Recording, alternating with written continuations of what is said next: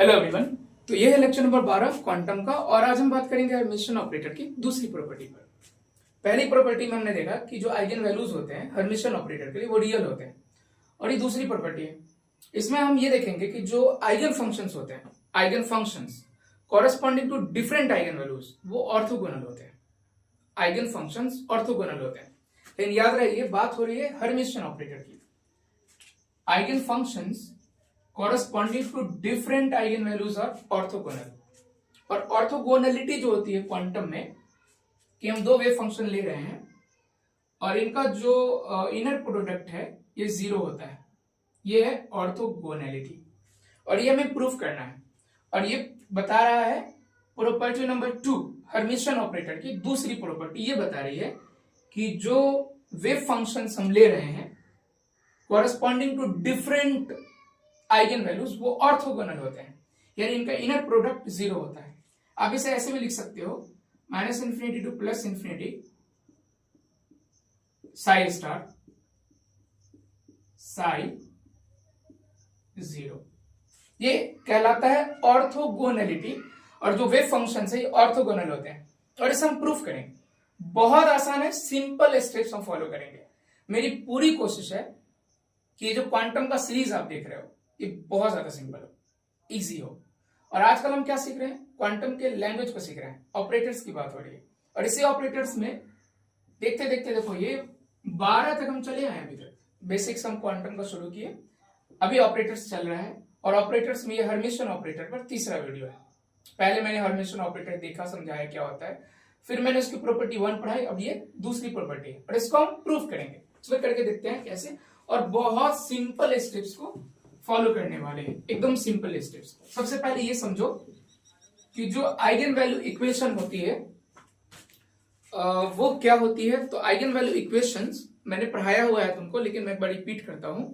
जब तुम ऑपरेटर किसी आइगन फंक्शन पर लगाते हो, जब कोई operator randoms operator eigen functions पर लगाते हो, यहां पे मैं हर्मिटियन में बोल रहा हूं, आइगन फंक्शंस पर लगाते हो, ऑपरेटर लगाते हो और तुम्हें सेम फंक्शंस मिलता है, सेम वेव फंक्शंस मिलता है। देखो जैसे ए को एक्ट कराया साई पर और तुम्हें सेम फंक्शन मिल गया, लेकिन यहां पर एक कांस्टेंट के साथ ये फंक्शन मल्टीप्लाई हो रहा है, तो इसको मैं बोलता हूं आइगन वैल्यू इक्वेशन और ये कहलाता है आइगन वैल्यू। ये मैं बार बार तुम्हें बता रहा हूं, है ना, जितने भी लेक्चर सभी तुम देख रहे हो। और यहाँ पे जो साई है इसको क्या बोलते हैं, इसे बोलते हैं आइगन फंक्शन। और ये तो ऑपरेटर है, यू नो, मैंने सीधे सीधे तुम्हें ऑपरेटर में ये पढ़ाया था आइगन वैल्यू फंक्शन क्या होते हैं, आइगन वैल्यू इक्वेशन क्या होते हैं। उस वक्त मैंने हर्मिटियन की बात नहीं करी थी, आज हर्मिटियन की बात हो रही, ठीक है। तो ऐसे इक्वेशंस हम बनाएंगे और दो वेव फंक्शंस लेंगे। कितने वेव फंक्शंस लेंगे, दो वेव फंक्शंस लेंगे। तो चलो शुरू करते हैं। तो हमारे पास दो वेव फंक्शंस हैं, साई 1 और साई 2। ये हमारे पास है दो वेव फंक्शंस, राइट। एक ऑपरेटर हम ले रहे हैं रैंडम सा, लेकिन यहां पर इसको हर्मिटियन लेके चलेंगे। यह है ऑपरेटर, बहुत आसान होता है ये सब पढ़ना, ठीक है। ये ऑपरेटर है और यहां पर अभी हम बात कर रहे हैं हर्मिटियन की, तो ये हर्मिटियन ऑपरेटर है। याद रखना कि हर्मिटियन है क्योंकि हम ना इसकी प्रॉपर्टी का यूज करेंगे, राइट। और अगर मैं बात करूं तो कॉरेस्पॉन्डिंग आइगन वैल्यूज A1 और A2 है,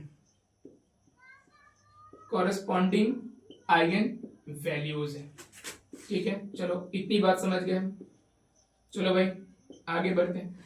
तो हम क्या कर सकते हैं कि हम आइगन वैल्यू इक्वेशन लिखेंगे। आइगन वैल्यू इक्वेशन कैसे लिखते हैं, देखो ऑपरेटर लगाएंगे हम पहले वेव फंक्शन साई 1 पर और हमें वापस मिलेगा एक कांस्टेंट जिसे हम आइगन वैल्यू बोल रहे हैं और सेम वेव फंक्शन मिलेगा, सेम वेव फंक्शन मिलेगा। इसे हम कंसीडर करेंगे इक्वेशन 1, ठीक है। फिर हम ऑपरेटर लगाएंगे दूसरे आइगन फंक्शन पे जो है साई 2। बहुत बहुत आसान है, बहुत आसान है, बहुत इजी। फिर हमें मिलेगा, आपको लिखना आना चाहिए क्वांटम, है ना। क्वांटम में ऑपरेटर्स का जो ज्ञान है अभी जो देख रहे हैं हम, वो समझ होनी चाहिए ऑपरेटर्स की और ये लिखना आना चाहिए। अब क्या है भाई, सेम वेव फंक्शन हमें जिस पर लगाया है मैंने ऑपरेटर वही वेव फंक्शन मिलेगा। ये हो गया इक्वेशन नंबर 2। अब यहां से सही कहानी शुरू होगी। पूरी कहानी यह है कि हम इसी इक्वेशन 1 2 से आगे बढ़ेंगे, अदर इक्वेशंस बनाएंगे, कंपेयर करेंगे और हम अच्छा हमें लाना क्या है, अभी तो हमें प्रूफ करना है कि psi1 और psi2 का जो इनर प्रोडक्ट है वो क्या होता है, 0 होता है। अगर ऐसा हम कर देते हैं तो ये ऑर्थोगोनल हो जाएंगे। ठीक, तो आप याद रखो इक्वेशन 1 और इक्वेशन 2। अब हम इक्वेशन 1 और इक्वेशन 2 से आगे बढ़ेंगे। ठीक है, नेक्स्ट तो क्या करने वाले हैं नेक्स्ट कि इक्वेशन 2 में तुम देख सकते हो केट psi2 है, केट psi2, इसको हम केट बोलते हैं, इसको हम क्या बोलते हैं, इसे हम केट बोलते हैं। ठीक है, केट psi2 है। तो मैं यहां पे ये सोच रहा हूं कि इसमें हम psi1 लाते हैं, बड़ा psi1। ठीक है, क्या लाते हैं, बड़ा psi1। तो हम इसके दोनों तरफ, इक्वेशन 2 के दोनों तरफ बड़ा psi1 से मल्टीप्लाई कर देंगे। राइट, इक्वेशन 2 की दोनों तरफ बड़ा psi1 से हम क्या करेंगे, मल्टीप्लाई करेंगे। इक्वेशन 2 की दोनों तरफ हम बड़ा psi1 से मल्टीप्लाई करेंगे लेफ्ट से। राइट, मल्टीप्लाई इक्वेशन 2 विद बड़ा psi1 फ्रॉम लेफ्ट साइड। तो क्या मिलेगा हमें, अगर तुम ऐसा करते हो तो ये बन जाएगा, देखो ये psi1 से मल्टीप्लाई हुआ है, ख्याल रखना, बाकी मैं सेम रखूंगा इसको। इक्वेशन 2 है, ठीक है, और यहां पे क्या है, ध्यान रखना, ये है a psi2 बराबर a2 है, यहां पे भाई a2। ओके, और psi1 से ये मल्टीप्लाई हो रहा है, psi1 से ये मल्टीप्लाई हो रहा है। थोड़ा थोड़ा मैं कलर चेंज करता ताकि आपको ध्यान रहे, किससे मल्टीप्लाई हो रहा है, psi1 से मल्टीप्लाई हो रहा है, इसको बड़ा बोलते हैं, बड़ा psi1 से मल्टीप्लाई हो रहा है, तो ऐसा इक्वेशन मिल जाएगा। ठीक है, बहुत इजी था ये। इक्वेशन नंबर कितना हो गया, 3। कुछ नहीं किया मैंने, इक्वेशन 2 में जो 2 हमारे पास है आइगन वैल्यू इक्वेशन, उसमें मैंने बड़ा psi1 से मल्टीप्लाई किया है दोनों साइड, फ्रॉम लेफ्ट साइड से मल्टीप्लाई किया है, कुछ नहीं है ये, और मल्टीप्लाई करके लिख दिया है। इतना आना चाहिए समझ में। अब क्या कर सकते हैं, नेक्स्ट स्टेप ये है कि जो इक्वेशन 1 है ना, इक्वेशन 1 उसका हम डैगर लेंगे, यानी हर्मिशियन कॉन्जुगेट। तो take Hermitian conjugate of equation 1। Equation 1 का क्या करेंगे हम, हर्मिशियन कॉन्जुगेट बोले तो डैगर लेंगे। क्या ले लेंगे, इक्वेशन 1 का हम हर्मिशियन कॉन्जुगेट यानी डैगर ले लेंगे। इक्वेशन 2 को अभी भूल जाओ, बात खत्म हो गई, कर दिया इसका जो करना था। अब 1 का क्या करेंगे हम, 1 का क्या करेंगे भाई, डैगर ले लेंगे, हर्मिशियन कॉन्जुगेट। कैसे लेते हैं डैगर, कुछ नहीं करते इसमें, देखो एक सिंपल सा स्टेप है, हम इसमें क्या करते हैं, प्लस यहां पर ऑपरेट करा देंगे, है ना, ये करेंगे बस, इसी को बोलते हैं कि हमने हर्मिशियन कॉन्जुगेट या डैगर ले लिया।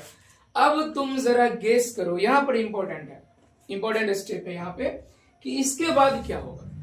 ये जो स्टेप मैंने किया, ये तो ऑपरेशन है, जो डैगर लेना, हर्मिशियन कॉन्जुगेट लिया, अब क्या स्टेप होंगे और तुम बताओ मुझे, खुद से लिखना है, ठीक है, स्क्रीनशॉट के चक्कर में नहीं रहना है, खुद से नोट करना है, खुद से लिखना है, इसको खुद से समझना है। तो तुम्हें क्या मिला, तो यहां पर हो जाएगा, देखो ये जो ऑपरेटर ए देख रहे हो तुम, ये ऑपरेटर ए है, इसका हम डैगर ले रहे हैं, तो हर्मिशियन से तुम्हें पता है। अच्छा मैं ऐसा करता हूं ना, थोड़ा इसको तोड़ करके लिख दूं क्या, या यहीं पे लिख देता हूं। देखो ये जो ऑपरेटर ए है जिसका तुम डैगर ले रहे हो, ये हर्मिशियन है, तो ये सेम ऑपरेटर तुम्हें मिलेगा। और ये जो केट psi1 है, इसका जो हर्मिशियन कॉन्जुगेट है, तो ये बड़ा बन जाएगा और ये उलट जाएगा, इसकी ऑर्डर जो है, इसकी ऑर्डर उलट जाएंगे, इसके ऑर्डर जो है उलट जाएंगे, यानी ऐसा कुछ बन जाएगा। देखो केट जो है ये बन जाएगा बड़ा, ये psi1 ही रहेगा, ये बड़ा बन गया, और ये जो ए है ना, ये ए ही मिला हमें, ऐसा इसलिए हुआ। अच्छा चलो मैं एक बार लिख देता, चलो ऐसा ये ना, लेकिन फिर ये हमको ए ही मिलेगा क्योंकि हर्मिशियन है। क्या है ये, हर्मिशियन है, तो हमें ये ए ही मिलेगा, ठीक है। अच्छा ये क्या मिलेगा भाई, तो ये हो जाएगा A1 स्टार और ये भी चेंज हो जाएगा यहाँ पर, ये क्या हो जाएगा, चेंज हो जाएगा। तो ये तुम्हारा बन जाएगा, ये जो केट साइवन देख रहे हो ये हो जाएगा बड़ा साइवन हो जाएगा। तो ये मिलेगा हमें, ठीक है। इसको हम इक्वेशन क्या मान लेंगे, इसको 4 इक्वेशन कंसीडर करेंगे, ठीक है। इक्वेशन 3 तक कंसीडर किए थे। अच्छा यहाँ पर क्या हुआ है जरा देख लो, यहाँ पे ये हुआ है कि जो ए ऑपरेटर है ये हर्मिशियन ऑपरेटर है, जरा ध्यान से देखना, ठीक है। ये कैसा ऑपरेटर है, हर्मिशियन। अगर तुम इसका डैगर लेते हो तो भी ए के ही बराबर होगा, और ये प्रॉपर्टी तुमने देखी है, हर्मिशियन ऑपरेटर की प्रॉपर्टी होती है। इसलिए जब हम ए का डैगर लिए तो भी हम इसको ए ही लिखे हैं। और यहाँ पे ना ऑर्डर चेंज हुआ है, डैगर लेने के बाद क्या हुआ है, मल्टीप्लाई में ऑर्डर चेंज हुआ है ना, ऑर्डर चेंज हुआ है। ये बात यहाँ पे ध्यान रखना है कि यहाँ पर क्या हुआ है, ये ऑर्डर चेंज किया है मैंने, ठीक है। बस इतनी सी बात है। अब आगे बढ़ते हैं जरा। तो इक्वेशन 4 हमें मिला हुआ है, इक्वेशन 3 ऑलरेडी हमारे पास है। इक्वेशन 3 और 4 को अगर तुम देखो तो कुछ सिमिलैरिटी दिखती है क्या दोनों में, दोनों का पहले एलएचएस चेक करो। देखो यहाँ पे साई1 ए साई2 है और यहाँ पे साई1 ए है। कुछ यहाँ पे हम कर सकते हैं क्या, कोई ऐसा ऑपरेशन जिससे हमें साई2 मिल जाए, यहाँ पे बिल्कुल कर सकते हैं। इक्वेशन 4 के दोनों तरफ हम साई2 से मल्टीप्लाई कर देंगे, केट साई2 से, ठीक है। इक्वेशन 4 के दोनों तरफ केट साई2 से मल्टीप्लाई कर देंगे। चलो करके देखते हैं।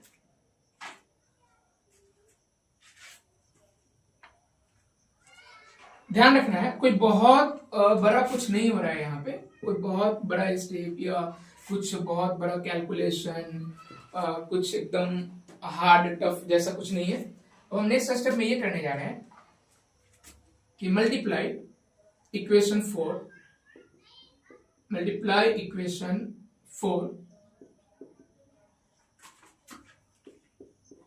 विद, देखो साई1 है, साई2 हमें चाहिए, यहाँ पे बड़ा साई1 है, केट साई2 चाहिए,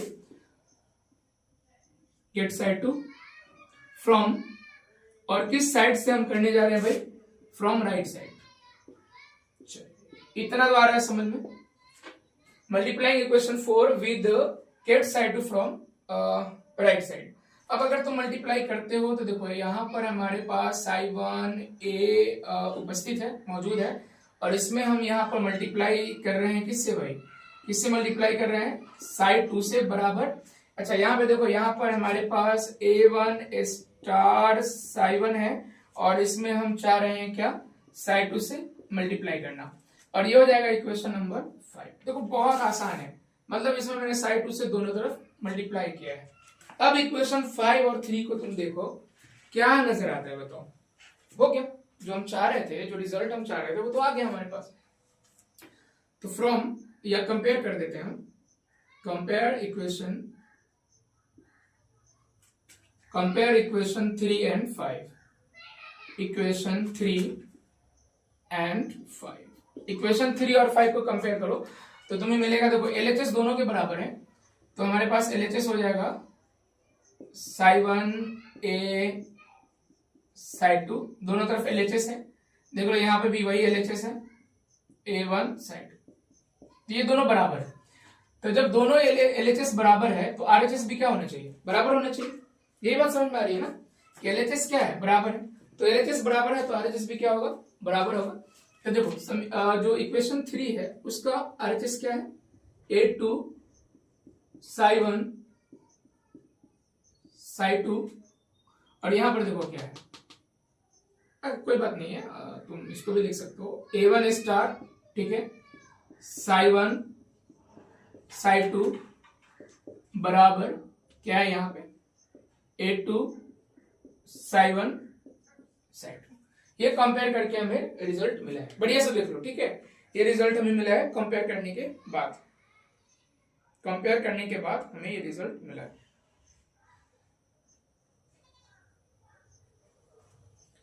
अब क्या करें हम, तो लास्ट स्टेप है हमारा,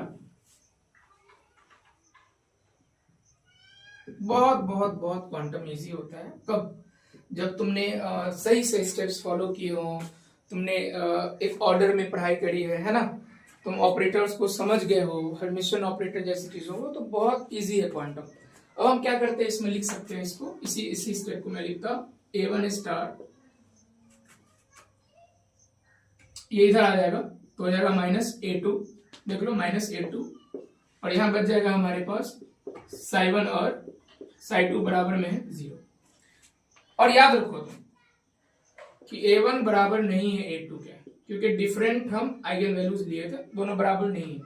देन जो हमारे पास मिलेगा वो मिलेगा psi1 और psi2 का जो इनर प्रोडक्ट है वो हो जाएगा 0, और यही हमें प्रूफ करना था। ठीक है। और हाँ, ये तुम देख सकते हो यहां पर जो a1 स्टार है वो a1 के बराबर होगा प्रॉपर्टी 1 से, फ्रॉम प्रॉपर्टी 1। तो a1 स्टार को सीधे हम a1 भी लिख सकते हैं, क्योंकि a1 स्टार किसके बराबर है, a1 के बराबर है। ये कौन सी प्रॉपर्टी है, ये प्रॉपर्टी 1 है हर्मिटियन ऑपरेटर। ये क्या बताता है कि जो आइगन वैल्यूज हैं वो रियल होते हैं। तो a1 स्टार हम लिखे या a1 लिखे कोई फर्क नहीं पड़ता है, और ये दोनों बराबर नहीं है। अगर दोनों बराबर नहीं है तो psi1 psi2 का जो इनर प्रोडक्ट है वो 0 हो जाएगा। यही हमें प्रूफ भी करना था, यही हमें प्रूफ करना था। ये जो a1 स्टार आप देख रहे हो, a1 स्टार, इसको हम a1 कंसीडर करेंगे। ठीक है, बहुत आसान है ये। एक बार वीडियो को दोबारा देख लेना, खुद से करने की कोशिश करना, स्टेप्स जैसे जैसे मैंने यूज किया है वो स्टेप्स फॉलो करना, और मुश्किल अगर फिर भी आए तो कमेंट करना, बताना कि कहां पर दिक्कत है। हर्मिटियन ऑपरेटर की प्रॉपर्टी 2 है। पहली प्रॉपर्टी मैं थोड़ा सा रिवीजन करा दूं आपको, रिपीट करता हूं मैं। पहली जो प्रॉपर्टी है वो है कि आइगन वैल्यूज रियल होते हैं। दूसरी जो प्रॉपर्टी है, आइगन फंक्शंस ऑर्थोगोनल होते हैं फॉर कॉरस्पॉन्डिंग आइगन वैल्यूज। ये 2 प्रॉपर्टी हो गई। अब हम नेक्स्ट वीडियोस में तीसरी प्रॉपर्टीज और अदर प्रॉपर्टीज की भी बात करेंगे। ठीक है, चलो एक बार जरूर खुद से प्रैक्टिस करना, कोशिश करना। कुछ यहाँ पर था नहीं, a1 स्टार जो है a1 के बराबर है, क्योंकि ये रियल होता है, आइगन वैल्यूज रियल होते हैं। तो हम a1 स्टार लिखे हुए थे, a1 उसको कंसीडर करेंगे तो भी कोई दिक्कत नहीं है। दोनों बराबर नहीं है, क्योंकि डिफरेंट आइगन वैल्यूज है, तो दोनों बराबर नहीं है, तो ये तो 0 होंगे नहीं। तो बच क्या जाएगा, psi1 psi2 का इनर प्रोडक्ट, और ये 0 होगा। यही हमें प्रूफ करना था। ठीक है, ओके।